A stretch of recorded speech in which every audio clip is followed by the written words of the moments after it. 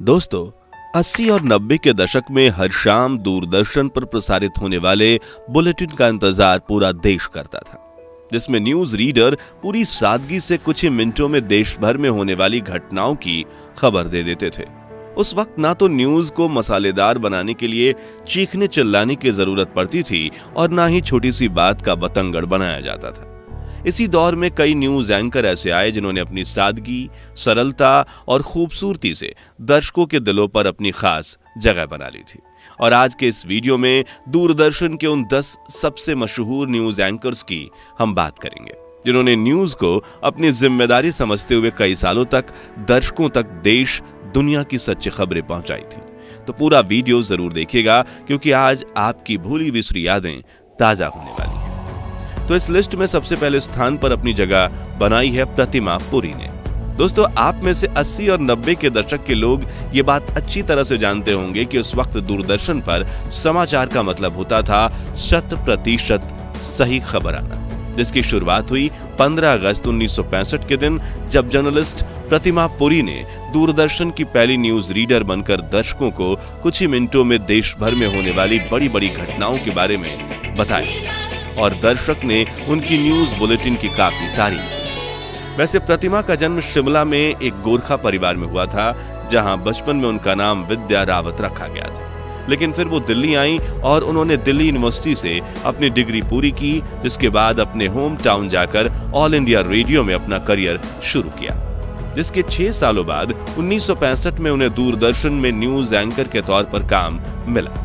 प्रतिमा जी को लोग उनकी सादगी, सरलता, मधुर आवाज की वजह से काफी पसंद करते थे। बुलेटिन के अलावा प्रतिमा ने कई एक्टर्स, पॉलिटिशियन और पहली बार स्पेस में जाने वाले एस्ट्रोनॉट यूरी गागरिन का भी इंटरव्यू लिया था। प्रतिमा जी अगले 2 सालों तक दूरदर्शन का चेहरा बनी रही, लेकिन फिर सन 1970 में उन्होंने रिटायरमेंट लेने का निर्णय लिया और दूरदर्शन ने उनकी रिप्लेसमेंट के तौर पर सलमा सुल्तान को अपनी न्यूज रीडर बनाया। सलमा सुल्तान अनोखे तरीके से पहनी साड़ी, बालों में लगा गुलाब और गालों में डिंपल के साथ मीठी आवाज दर्शकों के दिलों की धड़कन बढ़ा देती थी और उन्हें न्यूज रीड करता देख लोगों के चेहरे पर मुस्कुराहट आ जाती थी।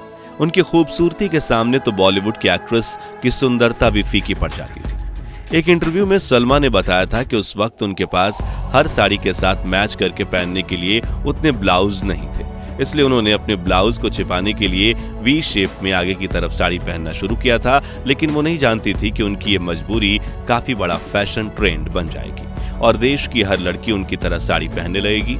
सलमा ने 1967 से लेकर 1997 तक 30 सालों तक दूरदर्शन में एंकर के तौर पर काम किया। वह पहली ऐसी एंकर थी जिन्होंने भारत की पहली महिला प्रधानमंत्री इंदिरा गांधी की हत्या की खबर दूरदर्शन पर दी थी। न्यूज रीडर की भूमिका से रिटायरमेंट के बाद सलमा सुल्तान ने अपने प्रोडक्शन हाउस की शुरुआत की, जिसमें उन्होंने दूरदर्शन के लिए पंचतंत्र से सुनो कहानी, स्वर मेरे तुम्हारे और जलते सवाल जैसे कई लोकप्रिय धारावाहिक बनाए और 2005 में रिटायरमेंट ले ली। लेकिन आज भी सलमा की न्यूज बुलेटिन को याद करके 90 के दशक के लोगों के चेहरे पर मुस्कुराहट आ जाती है। शमी नारंग। दोस्तों, 70 के दशक में जब दूरदर्शन अपने न्यूज रीडर की तलाश में था, तब करीब 1 लाख उम्मीदवारों में एप्लीकेशन दिया था, लेकिन उनमें से चुने गए थे शमी नारंग। 70 और 80 के दशक में उन्होंने अपनी गहरी आवाज में बुलेटिन देकर दूरदर्शन को काफी लोकप्रियता हासिल करवाई थी। यहाँ तक कि दिल्ली मेट्रो में यात्रा के दौरान आप जो गहरी बैरिटोन सुनते हैं, अगला स्टेशन उद्योग भवन है, उसके पीछे भी शमी नारंग ही है। इसके अलावा उन्होंने rapid metro rail Gurgaon, Mumbai metro, Bengaluru metro, Hyderabad metro rail और जयपुर मेट्रो में भी अपनी आवाज दी थी। शमी IIT दिल्ली से इंजीनियरिंग में ग्रेजुएट हैं और आजकल वो एक न्यूज एंकर्स को ट्रेनिंग देते हैं। शोभना जगदीश। दूरदर्शन की सबसे लोकप्रिय न्यूज रीडर रह चुकी शोभना की सादगी के दर्शक कायल थे। अपने बालों को बड़े करीने से जुड़े में बांधे हुए खूबसूरत साड़ी पहनकर शोभना रोज अपनी मधुर आवाज में समाचार बुलेटिन पढ़ती थी, जिसे देश भर के लोग सुनते थे। एक हल्की मुस्कान के साथ समाचार शुरू करना और उसी मुस्कान के साथ समाचार समाप्त करना शोभना जी की खास पहचान हुआ करती थी। वहीं शोभना जी और शमी साहब ने कुछ बार दूरदर्शन पर गानों की महफिल भी सजाई थी। समा है खुशी का, नए हैं इरादे, दुनिया के सारे गमों को भुला दे, जिसे दर्शकों ने काफी पसंद किया था। जीवी रमन शायद मॉडर्न जनरेशन जीवी रमन के नाम से परिचित ना हो, लेकिन 80 के दशक में वो दूरदर्शन के नंबर 1 मेल न्यूज एंकर रह चुके हैं। दिल्ली यूनिवर्सिटी में शिवाजी कॉलेज में इकोनॉमिक्स पढ़ाने वाले रमन जी साल 1973 में दूरदर्शन से जुड़े थे और अगले 30 सालों तक उन्होंने दूरदर्शन के साथ समाचार वाचक का कार्य किया। यहाँ एक दिलचस्प बात यह है कि प्रोफेसर होने की वजह से उनके बोलने का तरीका काफी बेहतरीन था, इसलिए उनके दोस्त ने उन्हें दूरदर्शन का ऑडिशन देने के लिए कहा था और वो मजाक में इंटरव्यू के लिए भी चले गए, जहां वाकई में उनका सिलेक्शन हो गया।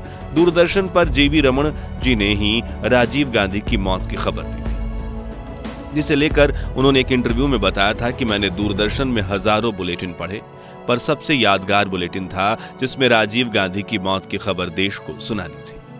अब भी उस बुलेटिन की यादें ताजा हैं। बेहद कठोर था उसे पढ़ना। मुझे याद है उस दिन दूरदर्शन के न्यूज रूम का माहौल बेहद गमगीन माहौल था। मैंने जैसे तैसे खबर को पढ़ा। खबर पढ़ते वक्त मेरे होंठ लड़खड़ा रहे थे और मानसिक स्थिति काफी कमजोर हो गई थी। हालांकि दोस्तों, साल 2014 में 68 साल की उम्र में उन्होंने इस दुनिया को अलविदा कहा, लेकिन वो आज भी न्यूज एंकर्स के लिए प्रेरणा स्रोत बने हुए हैं। सरला महेश्वरी, खुश रंग चेहरा, हसीन हस्ती, सादगी और संजीदगी की मूर्ति, ठीक ऐसी थी दर्शकों पर अपना जादू चलाने वाली सरला महेश्वरी। दोस्तों, सीधे पल्ले की गुजराती साड़ी पहनकर, बालों में सादगी से संवारकर जब वो टीवी पर आती, उनका चेहरा देखने वालों की आंखों में चमक उठता। कहा जाता है कि सरला जी ने दुनिया को यह दिखाया कि टीवी की भरचक दुनिया में भी सादगी, सरलता और शिष्टता की अलग ही अहमियत है और बगैर दिखावट के भी आप दर्शकों के दिलों में अपनी जगह बना सकते हैं। आपको बता दें कि सरला जी ने 1976 में दूरदर्शन के साथ अपना करियर शुरू किया था, लेकिन उन्हें बतौर रीडर टीवी स्क्रीन पर आने का मौका 1982 में मिला, जिसके 2 साल बाद सन 1984 में सरला अपनी पति के साथ इंग्लैंड चली गईं, जहां उन्होंने बीबीसी के साथ काम किया। लेकिन फिर 1988 में भारत आकर दूरदर्शन में ही अपना करियर आगे बढ़ाया और साल 2005 तक वो हमें दूरदर्शन पर दिखती रहीं, जिसके बाद उन्होंने रिटायरमेंट ले ली। अविनाश कौर शरीफ, सिख परिवार में जन्मी अविनाश ने दिल्ली यूनिवर्सिटी से ग्रेजुएशन की थी, जिसके बाद साल 1970 में उन्होंने एक न्यूज रीडर के तौर पर अपने करियर की शुरुआत की। चेहरे पर एक खूबसूरत मुस्कान और माथे पर बड़ी सी बिंदी लगाए अविनाश शरीन अपने जमाने में बच्चों से लेकर बड़ों तक हर दर्शक का पसंदीदा चेहरा हुआ करती थी। उनकी आवाज में ठहराव था जो दर्शकों के दिल को सुकून पहुंचाता था। अविनाश की लोकप्रियता का अंदाजा आप इसी बात से लगा सकते हैं कि इत्तेफाक से उनकी तबीयत तभी बिगड़ी थी जब 1984 में देश भर में सिख दंगे हो रहे थे। हालांकि अविनाश कौर ने अपनी हेल्थ को ठीक करने के लिए 1 महीने की छुट्टी ली थी, लेकिन दर्शक उन्हें लेकर इतने चिंतित हो गए थे कि उन्होंने दूरदर्शन की दिल्ली ऑफिस में पत्र भेजना शुरू कर दिए थे। इन लाखों लेटर्स में से एक लेटर राष्ट्रपति भवन से भी था और महीने भर बाद जब अविनाश कौर फिर से बुलेटिन पढ़ते दिखी, तब दर्शकों की जान में जान आई।